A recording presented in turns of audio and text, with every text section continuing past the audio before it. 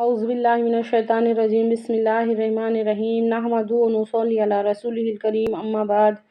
ہم مسلمانوں کی زندگی سکے کے دو پہلو رہتے، اس کی جیسی دوہری ہو گئی ہے، ظاہر میں کچھ اور باطن میں کچھ اور۔ جس طرح روزے کی فرضیت ہماری سمجھ میں آ گئی، جس طرح نماز کی فرضیت ہمارے سمجھ میں آ گئی، اللہ تعالیٰ سے دعا کرو کہ اس طرح اقامت دین کی فرضیت بھی ہمارے ذہنوں میں اچھی طرح سے بیٹھ جائے۔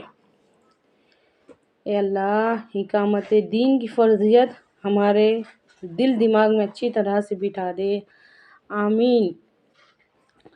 فرائض دینی کا مکمل تصور۔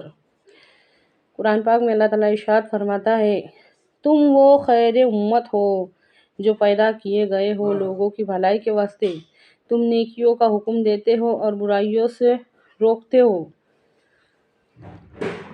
دوسری جگہ حدیث ہے ہمارے نبی صلی اللہ علیہ وسلم کی، امر بالمعروف اور نہی عن المنکر۔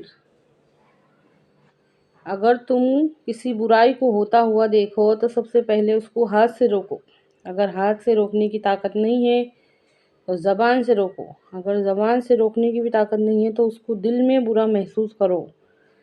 یہ تمہارے ایمان کا آخری درجہ ہے۔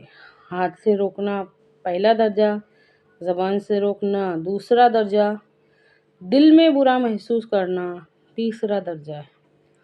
اللہ رحم کرے، غور کر کے دیکھو، پورا دھیان لگا کے دیکھو کہ آج ہم برائی کو برا بھی نہیں سمجھ رہے۔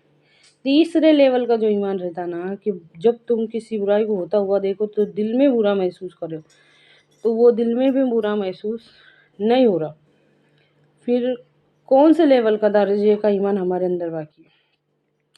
آج کے دور کا سب سے چیلنج والا، سب سے بڑا چیلنج آج کے دور کا ایمان کی حفاظت ہے، ایمان کی حفاظت ہے۔ اے اللہ ہمارے ایمان کی حفاظت فرما۔